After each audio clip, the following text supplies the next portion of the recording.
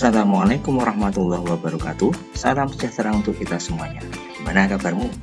Sehat selalu toh? Tak lupa selalu Bapak ingatkan untuk menjaga kesehatan dan patuhi protokol kesehatan, terutama untuk selalu memakai masker. Ketemu kembali di seri materi prakarya dan kewirausahaan bersama Pak Awi. Pada materi sebelumnya kita telah mengenal konsumen dan pesaing usaha. Jadi perbedaan keduanya apa? Kemudian perbedaan konsumen dengan pelanggan. Terus ada lagi persaingan usaha itu modelnya seperti apa. Nah, kemarin sudah kita selesaikan. Materi kali ini masih ada kaitannya dengan materi sebelumnya materi ini, yaitu kita akan membahas tentang strategi pemasaran. Pada materi kali ini kita akan membahas strategi pemasaran kerajinan dengan inspirasi budaya lokal non-benda. Nah, apa saja yang akan kita bahas? Langsung saja kita ke materi. Anak-anakku sekalian, kalau kita mendengar kata pemasaran, tentunya ini sudah tidak asing lagi di telinga kita. Jadi pemasaran itu masih erat hubungannya dengan usaha. Jadi ujung tombak usaha itu adalah pemasaran. Sehingga jika strategi pemasaran usaha baik, maka produk akan terjual semakin banyak, sehingga akan mempercepat perpindahan barang maupun jasa dari produsen atau distributor ke tangan konsumen. Nah, kemudian apa sih tujuan pemasaran? Jadi tujuan pemasaran itu adalah untuk memperoleh keuntungan yang setinggi-tingginya, sehingga dalam pemasaran dibutuhkan strategi yang akan disesuaikan dengan target pasar yang akan dituju atau disasar, sehingga seringkali untuk mendekatkan konsumen atau target pasar, perusahaan akan menggandeng artis, olahragawan, tokoh masyarakat, selebgram, dan lain-lain dalam rangka promosi produk perusahaan itu. Untuk dapat menjual produk secara maksimal, maka sebuah perusahaan perlu melakukan strategi pemasaran. Nah, strategi pemasaran ini dapat dilakukan dengan jalan. Yang pertama adalah membuat iklan. Yang kedua, menjual lewat internet. Yang ketiga, menjual langsung. Yang keempat, dengan jalan MLM atau multi level marketing. Kemudian yang terakhir adalah branding. Nah, apa saja maksudnya? Mari kita bahas satu persatu.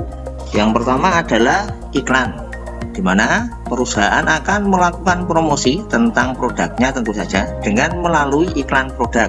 Nah, iklan produk ini bisa berbayar ataupun gratis. Bisa melalui iklan, baik itu di layar televisi, kemudian radio, ataupun di media-media sosial yang lain. Nah, biasanya kalau di media sosial itu sifatnya adalah gratis atau free. Yang kedua adalah internet, di mana perusahaan bisa memaksimalkan internet dalam rangka untuk memasarkan produk. Bisa secara online dengan melalui website perusahaan ataupun berjualan lewat e-commerce seperti Shopee, Tokopedia, Lazada, Bukalapak, dan sebagainya. Yang ketiga adalah penjualan langsung, di mana perusahaan akan menjual secara langsung kepada konsumen atau mendatangi konsumen dengan apa? Yaitu dengan cara para sales dari perusahaan itu akan langsung mendatangi target pasar atau calon konsumennya, kemudian menawarkan produk. Selanjutnya adalah multi level marketing atau MLM, di mana perusahaan akan melakukan pemasaran dengan jalan menjaring konsumen dari penjualan langsung, biasanya menerapkan sistem berjenjang. Nah, seringkali metode ini tidak hanya menjual, namun juga seringkali merekrut orang menjadi tenaga pemasarannya. Yang terakhir adalah branding. Coba Bapak mau tanya, siapa yang jika membeli sesuatu harus bermerek? Misalkan barang elektronik, ataupun pakaian, HP, motor, mobil, dan lain-lain, harus merek tertentu. Ayo siapa? Nah, biasanya pemasaran model ini perusahaan akan selalu menjaga kualitas pelayanan pasca penjualan hingga brand dari perusahaan itu sendiri, sehingga meskipun harga yang ditawarkan itu mahal, tetapi konsumen akan membelinya karena dia yakin dengan kualitas barang yang akan dibeli.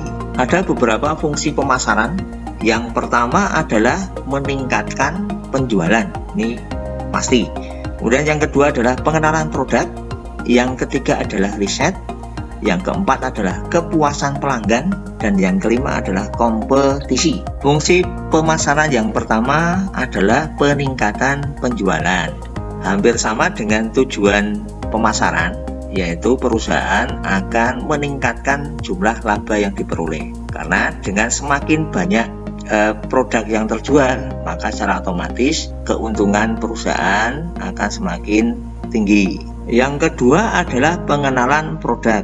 Karena salah satu fungsi dari pemasaran adalah mengenalkan produk kepada konsumen. Semakin banyak aktivitas pemasaran, maka konsumen akan semakin banyak mengenal produk-produk kita. Yang ketiga adalah riset. Dengan melakukan riset pasar, maka perusahaan akan mengetahui siapa saja target konsumen yang disasar. Kemudian dengan sebaran konsumen akan membuat ataupun perusahaan mengetahui produk apa saja yang kemudian disukai konsumen. Nah, setelah itu maka perusahaan akan memproduksi jumlah produk yang disukai oleh konsumen. Yang keempat adalah kepuasan konsumen. Ini hampir sama dengan materi sebelumnya, yaitu branding, di mana konsumen akan merasa puas. Dia percaya bahwa dengan memakai brand tertentu itu akan menjamin dari kualitas barang yang dipakai. Karena kepuasan konsumen akan menjadikan penjualan produk di masa mendatang tumbuh. Fungsi yang terakhir adalah kompetisi.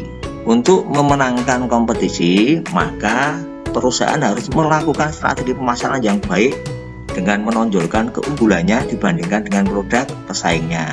Untuk memaksimalkan strategi pemasaran, maka kita akan melakukan 4P. Apa itu 4P itu? Yang pertama adalah produk, price, place, dan promotion. Produk, di mana kita akan membuat sebuah produk unggulan, produk yang dibutuhkan oleh masyarakat.